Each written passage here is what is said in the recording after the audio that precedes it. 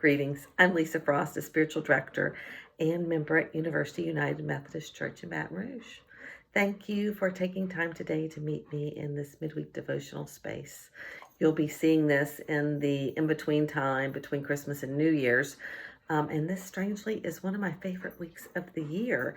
The liminal or threshold time of it's not Christmas and it's not New Year's. It's not this and it's not yet that. There are very few plans. The cooking and shopping's done. There are new books, at least at my house, which means some rest and reading.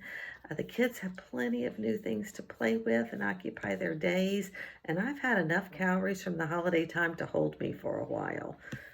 My other confession is that I love beginnings. I've probably mentioned that before in these devotionals. I like any fresh start. So I like Mondays. I like the first of the month. I love January. Anything where there's the possibility of a fresh start. It seems like anything is possible. And yet I sometimes don't take the time to consider how I really want to spend that in an intentional way. And then it's February or Tuesday and my fresh start is gone. So I'm going to invite you to a time of thinking about what you desire more of and less of in this next year. We are offering a morning retreat on January the 15th at University from 9 to noon. Karen Miliato and I and some other wonderful people will be facilitating that time. And we'll be talking about what you want your rule of life to be for the next year. What do you want to lean into? For those rebels among us, you may not like the idea of a rule. So how about the way? What way would you like to live this year?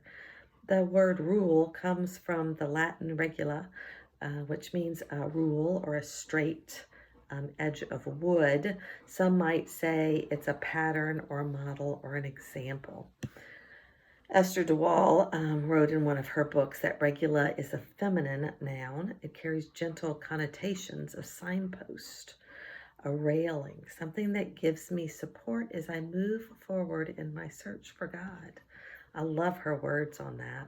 It's a gentle guide, keeping your eyes and heart on those things that bring you in greater balance with yourself, the world, and with God. These are not New Year's resolutions or goals, although they can sometimes read a little bit like that. Your rule can be more of a posture with which you'd like to move through the year. Usually simple things to help us to remember how we want to be in the world. These ideas can be very specific, like exercising 3 times a week, and very open, like finding time each week to spend with friends.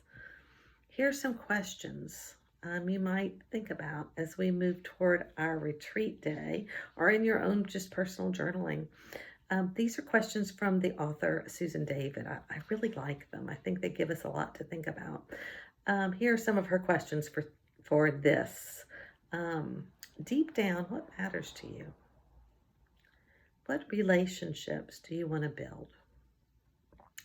What do you want your life to be about? How do you feel most of the time? What kinds of situations make you feel the most vital? So like, where do you have energy? If a miracle occurred, and I often say, if you had a magic wand, and all the anxiety and stress in your life were suddenly gone, what would your life look like, and what new things would you pursue? As you begin to think or journal about these, maybe you might want to just pick one of those questions and think about that on your next walk or in a conversation at the dinner table or with a pen and paper with your journal. I'm guessing a pattern will start to come forth pretty quickly. Marina Whitaker has a great reflection question, which I like in her book, 7 Sacred Pauses, something like, what's the thing in your life standing on tiptoes, asking for your attention? Can you just see it? Talk to me, think about me. I love that because often those are the things that we're avoiding.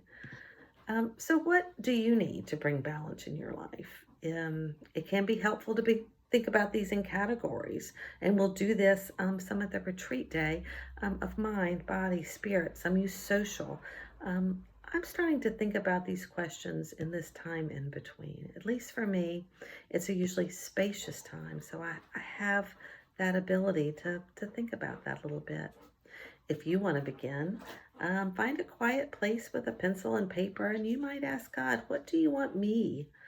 What do you want of me in this area of my mind, of my body, of my spirit, and my social life? Jot down those words or phrases that come to you. This is just a beginning point. It's a draft. You're collecting ideas now. So if you want to be part of that day, you can register at universitymethodist.org for that retreat day, or you can email me, lisa@universitymethodist.org, and I'll put you on the list for that day. There's no cost for it. And I think it'll be a meaningful day for all of us. So I just want to finish today with a little more thought and prayer or blessing that Ganilla Norris wrote, called Crossing the Threshold. This is from her book, Being Home. It's all sorts of the ordinary things in life that she writes about in here.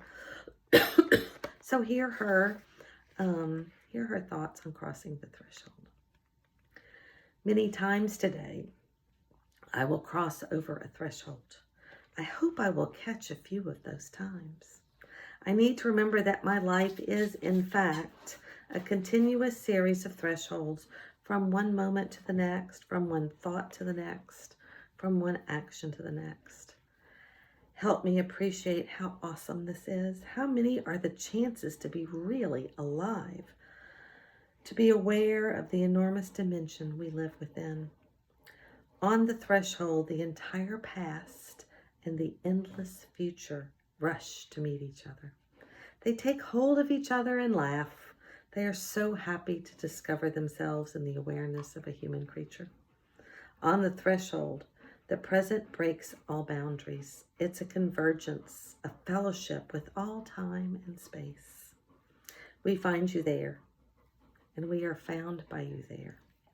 Help me cross into the present moment, into wonder, into your grace, that now place where we all are unfolding as your life, moment by moment. Let me live on the threshold as threshold. So that's our prayer today. It was good to be with you.